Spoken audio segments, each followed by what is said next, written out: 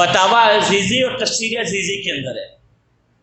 فتاوی عزیزی اور تفسیر عزیزی کے اندر یہ موجود ہے. مولانا عبدالعزیز رحمۃ اللہ تعالی علیہ جب انہوں نے پہلی بار ختم قرآن پاک کیا نا تو محفل بات کے اندر سجی ہوئی تھی. ایک شخص آیا اور اس نے آ کر یہ صدا دی، لوگوں باہر کھڑے ہو کے مجھے بتاؤ کہ محمد رسول اللہ صلی اللہ تعالی علیہ وسلم میرے آقا کہاں پر تشریف فرما ہے. لوگ بڑے حیران ہو گئے. یہ تفسیر عزیزی کے اندر ہے، فتاوی عزیزی میں بھی اس کو نقل کیا ہے. بلکہ لوگ بڑے حیران ہو گئے کہ یہ آ کر نبی کریم علیہ السلام کا نام پوچھ رہا ہے اور یہ حالت کیا ہے. اس نے بھی ہاتھ میں علم پکڑا ہوا، تلوار پکڑی ہوئی ہے اور ڈرنا بدتر ہے. جب یہ آئے نا تو لوگ اس کے ارد گرد جمع ہو گئے، کہنے لگے حضرت یہ کیا معجزہ ہے، آپ آقا کریم کا نام پوچھ رہے ہیں، آپ ہیں کون؟ کہنے میں ابو ہریرہ ہوں، مجھے آقا نے بھیجا تھا. اب ابو ہریرہ وہاں پر پہنچے کہ آپ ابو ہریرہ، کہنے لگے کہ جی ہاں میں آقا کریم علیہ السلام نے مجھے کسی اور کام سے بھیج دیا تھا اور حضور نے فرمایا تھا کہ ہم عبدالعزیز کی محفل میں بیٹھے ہوں گے. ابو ہریرہ وہ کام نمٹا کر وہاں پر پہنچانا. میں یہ پوچھ رہا ہوں کہ میرے آقا کہاں پر بیٹھے ہیں؟ وہ فرماتے ہیں کہ حاضرین مجلس، بس ہم نے اس کو اس وقت دیکھا، وہ آقا کا نام پوچھ کر خود بھی غائب ہو گیا، پھر ہمیں نظر نہیں آیا، پتہ نہیں کہاں چلا گیا. تو بتاؤ کہ موت سب کچھ ختم کر دیا. دوسری بات سنو، شرح الصدور کے اندر یہ واقعہ بڑا پیارا ہے اور ہے بڑا تفصیل کے ساتھ، کوشش کروں گا آپ کو بیان کروں. اس واقعے کو علامہ ابن جوزی نے عیون الحکایات میں نقل کیا، ٹھیک ہے جی. اور اسی کو واقعے کو حضرت علامہ جلال الدین سیوطی رحمۃ اللہ تعالی علیہ نے بھی نقل کیا کہ شہید زندہ کس طریقے سے اور مدد بھی کرتے ہیں پھر آ کر اور آ کر جو. اور یہ بھی ایک قول ہے، میں آپ کو بتاؤں، یہ بھی ایک قول نقل کیے ہے. ہاں جی، حجت الاسلام محمد الغزالی نے آپ فرماتے ہیں یہ شرح مشکات کے اندر موجود ہے، سنیے گا توجہ کے ساتھ، بڑا زبردست ہے. آپ فرماتے ہیں کہ من یستمد فی حیاتہ یستمد بعد مماتہ. آپ فرماتے ہیں حجت الاسلام، آپ فرماتے ہیں شرح مشکات کے اندر، لوگوں سن لو کہ جو بندہ اپنی زندگی میں کسی کی مدد کرتا ہے وہ مرنے کے بعد بھی مدد کر سکتا ہے. وہ مرنے کے بعد بھی کیا ہو سکتا ہے؟ تو مت کے فرمائے کہ مولا علی، امام حسن اور امام حسین آ کر 1965 کی جنگ کے اندر فوج پاکستان کی مدد نہیں کر سکتے؟ بالکل کر سکتے ہیں اور کی بھی ہے. اور یاد رکھیں 1965 کی جنگ اگر جیتی ہے تو اولیاء کے صدقے میں جیتی ہے، جیتی ہے تو صحابہ کرام کے، ورنہ پاکستان کی فوج کہاں اور انڈیا کی فوج کہاں تھی؟ پاکستان کا اسلحہ اور انڈیا کا اسلحہ کہاں تھا؟ وہ ہزاروں کی تعداد کے اندر تھے، لاکھوں کی تعداد کے اندر تھے، ان کے ٹینک اتنے. اور اس وقت 1965 کے اندر سب سے پاورفل اس کو مانا جاتا تھا جس کے پاس سب سے زیادہ ٹینک ہوتے تھے. اور ٹینک کس کے پاس ہے سب سے زیادہ؟ اور پاکستانی فوج کے پاس وہ تھی توپیں جن کا گولہ بھی ٹینکوں کو ٹچ نہیں کرتا تھا، لیکن جب وہ چلائی نا تو اللہ کی مدد آئی. فرمایا کہ پھر جب گولے چلے تو نشانے کے اوپر جا کر لگے تھے.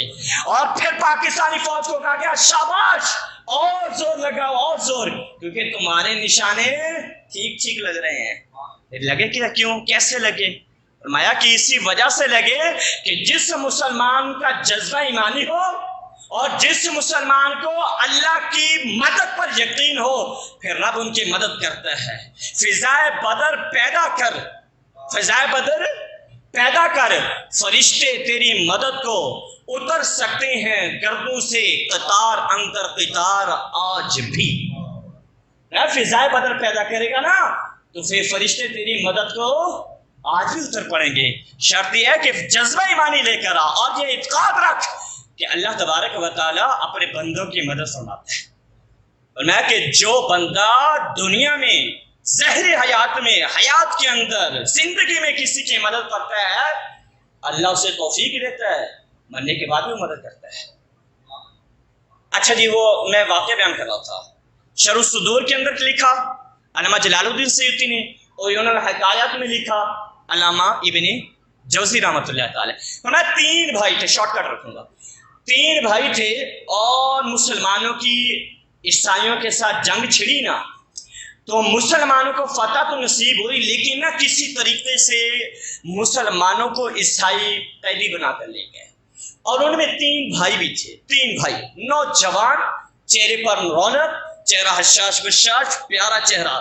جب وہ قیدی بنا کر لے گئے، بادشاہ کے سامنے پیش کر دیا۔ بادشاہ نے دیکھا نورانی چہرے ہیں، نوجوان ہیں، ابھی کسی کی مونچھیں آ رہی ہیں، کسی کی آئی ہوئی ہیں، بوڑھے نہیں ہیں، نوجوان ہیں۔ اس نے کہنے لگا کہ تم نے جوانی کی بہاریں ابھی تک دیکھی نہیں ہیں، بس تم سے ایک ہی مطالبہ ہے، اگر تم نے جینا ہے عیسائیت کو اختیار کرنا پڑے گا، دین اسلام کو چھوڑنا پڑے گا، وگرنہ کیا ہوگا، میرا ایک اشارہ ہوگا تمہارے گردنیں تمہارے تن سے جدا ہو جائے گی۔ مسلمان سپاہیوں نے، مجاہدین نے کوئی جواب نہیں دیا، خاموشی سے کھڑے ہیں۔ وہ دوبارہ للکارا، اس نے کہنے لگا، زور سے کہنے لگا کہ تم اگر دین اسلام کو چھوڑو گے نہیں، اپنے نبی کا دامن چھوڑو گے نہیں، تو تمہیں سخت سے سخت سزا دی جائے گی، اور ایسی سزا دی جائے گی کہ تم برداشت۔ مجاہدین نے کیا کہا؟ بولے بھی تو کہا، غلامان محمد جان دینے سے نہیں ڈرتے۔ یہ بولے غلامان محمد جان دینے سے نہیں ڈرتے، یہ سر کٹ جائے یا رہ جائے کچھ پرواہ ہی نہیں کرتے۔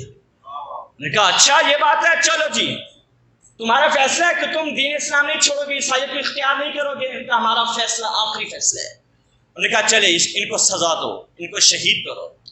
اچھا جی، بہرحال بہت بڑے تیل کا کڑھا منگوایا گیا، تیل کو گرم کر دیا گیا۔ جب بالکل گرم ہو گیا نا، اور یعنی اس کے اندر کوئی بھی بندہ جائے تو اس کا گوشت جل جائے، جب اس نوعیت کو، اس کیفیت کو وہ تیل پہنچا، تو ایک مجاہد کو پکڑا اور کہا کہ ان کو باری باری ڈالنا کڑھا کے اندر، ہو سکتا ہے کہ دوسرا پہلے کا اشر دیکھے تو دین اسلام چھوڑ دے، اس لیے ان کو موقع دینا، پہلے ایک کو ڈالنا، پھر دوسرے کو ڈالنا، پھر تیسرے کو ڈالنا۔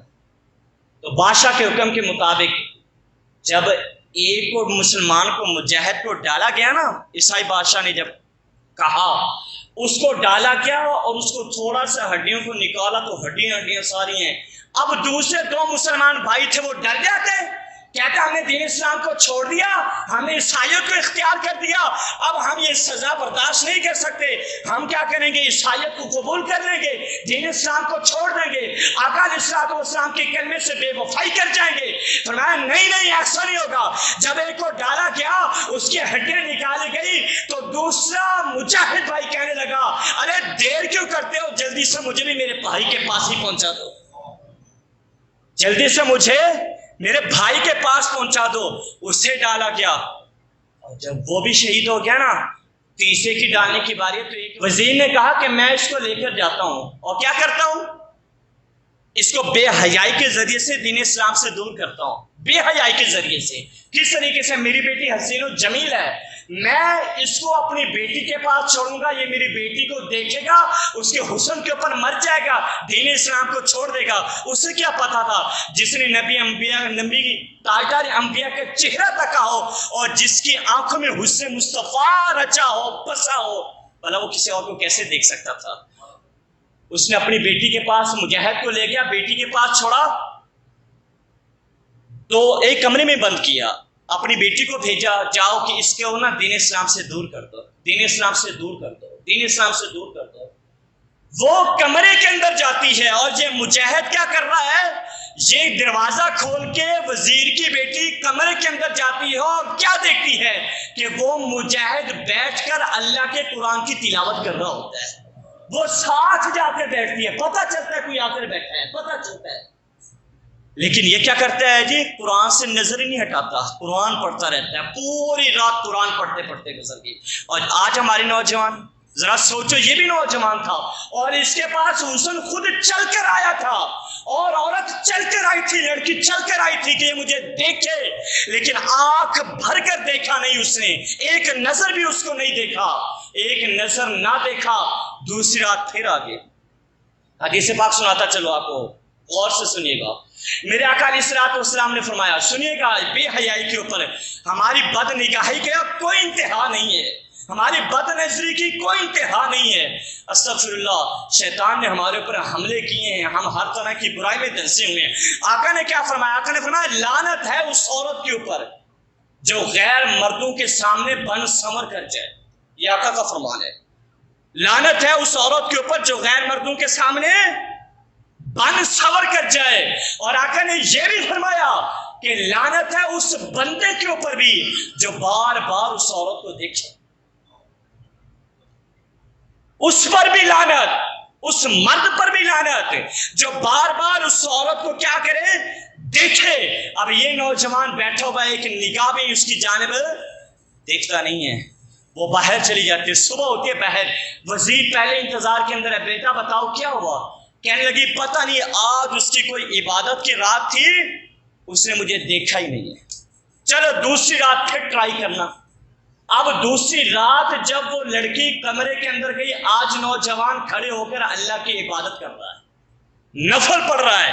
یہ رات بھی گئی، ایک رات، دوسری رات، تیسری، حتیٰ کہ 40 راتیں گزری. نوجوانوں، اس اللہ کے بندے نے ایک نظر بھی اس عورت کی طرف نہیں دیکھا.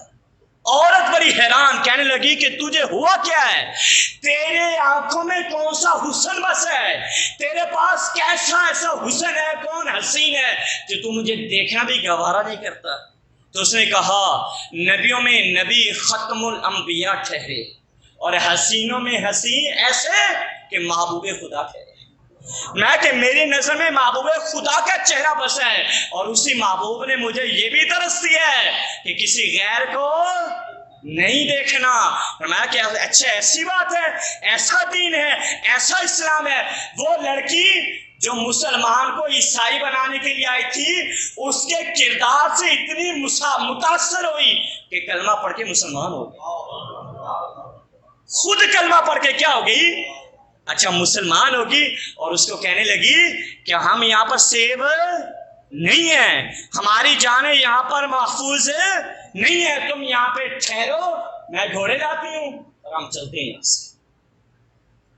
میں بات بھلا کس پہ کر رہا ہوں؟ بات اس پہ کر رہا ہوں وَلَا تَقُولُوا لِمَنْ يُقْتَلْ فِي سَبِيلِ اللَّهِ أَمْوَاتٌ بَلْ أَحْيَاءٌ، کہ جو لوگ اللہ کی راہ میں اپنی جانیں قربان کر دیں وہ مردہ نہیں ہے بلکہ. وہ کہنے لگی میں آتی ہوں، ہم دونوں یہاں سے چلے چلتے ہیں. وہ گئی، استقبل سے 2 گھوڑے لائی، ایک پہ خود سوار ہوئی اور دوسرے پہ مجاہد کو سوار کیا. یہ وہاں سے چل پڑے. اب چلتے جا رہے ہیں، چلتے جا رہے ہیں، چلتے جا رہے ہیں، تو اچانک نا پیچھے سے ایک بہت بڑا لشکر نظر آیا. دھول اڑتی ہوئی نظر آ رہی ہے، گھوڑ سوار آ رہے ہیں اور ان کی آوازیں ہیں، ایک لشکر ہے وہ آ رہا ہے ان کے قریب قریب. یہ پریشان ہو کے رک کے کہنے لگے پتہ نہیں ان کو پتہ چل گیا ہے وہ ہمارے پیچھے آ رہے ہیں. انہیں مجاہد کہنے لگا گھبراؤ نہیں، یہ ایک بڑا لشکر ہے نا، اس لشکر کے لیے میں اکیلے ہی کافی. ہائے جن کو بھروسہ ہو اللہ کی ذات پہ، جن کا جذبہ ایمانی تازہ ہو، اور جن کو پتا ہو کہ میرا رب مجھے چھوڑے گا نہیں، اور جن کا جینا اور مرنا میرے رب کے لیے ہو، اور جو ہم وقت رب کی رضا کے لیے کیا رہے، کمر بستہ رہے، جنہیں پتا ہے کہ رب کبھی بھی تنہا. ارے ایک بڑا لشکر ہے اور تو ایک جان ہے، اور کہتا کیا ہے گھبراؤ نہیں ایک لشکر کے لیے. تو پیچھے کیا تھی؟ اس کی اپنی طاقت تھی؟ نہ اپنا کیا تھا؟ جوانی تھی؟ نہیں، اسے پتا تھا کم من فئۃ قلیلۃ غلبت فئۃ کثیرۃ باذن اللہ. اللہ چاہتا ہے تو ابابیل سے ہاتھی مروا دیتا ہے. تو میرا رب تو لیکن ہوا کیا؟ وہ انتظار میں کھڑے رہے. جب بالکل لشکر قریب آیا نا تو دیکھ کر حیران رہ گیا. جن 2 بھائیوں کو بادشاہ نے شہید کیا تھا وہ دونوں بھائی چلتے ہوئے سوار آ رہے ہیں اور قریب آ کر رک گئے. یہ حیران اور پریشان ہو گئے. کہنے حیران کیوں ہوتے ہو؟ آپ تو شہید کر دیے گئے تھے، آپ کے تو جسم سے جان نکل گئی تھی، آپ گھوڑوں پہ سوار چلے آ رہے ہیں، آپ زندہ ہیں. ہمیں حیرانی سے ان کا پھر قرآن پڑھو وَلَا تَحْسَبَنَّ الَّذِينَ قُتِلُوا فِي سَبِيلِ اللَّهِ أَمْوَاتًا، جو لوگ اللہ کی راہ میں جانیں قربان کر دیں وہ مردہ نہیں ہے، وہ زندہ ہے. فرمایا پھر بتاؤ بنا کیا تمہارے سے؟ کیا بننا کیا تھا؟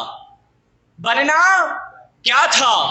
انہوں نے تو ہمیں کڑاہا کے اندر ڈالا تھا، ہمیں کڑاہے کا تو پتہ نہیں ہے، رب نے ہمیں سیدھا جنت میں پہنچا دیا تھا. انہوں نے کس میں تیل میں ڈالا تھا، رب نے کہاں پہنچا دیا تھا؟ جنت کے اندر پہنچا دیا. وہ بھائی آئے انہوں نے ان دونوں کی مدد کی، انہیں محفوظ مقام پر منتقل کیا، اور آخر میں کہنے لگے ہم اس لیے بھی آئے ہیں کہ تم دونوں کا نکاح پڑھا دیں، تم دونوں سکون کی زندگی بسر کرو۔ تو پھر مدد ہوئی ہے نا، یہ تو مر چکے تھے، یہ تو تھے ہی نہیں، لیکن آئے، ان کی مدد کی، ان کا نکاح پڑھایا۔ ارے یارا پھر سمجھ آؤ نا، موت اس چیز کا نام نہیں ہے کہ بندہ فنا ہو گیا، بندہ ختم ہو گیا، بندہ مدد ہی نہیں کر سکتا، بندہ آ ہی نہیں سکتا۔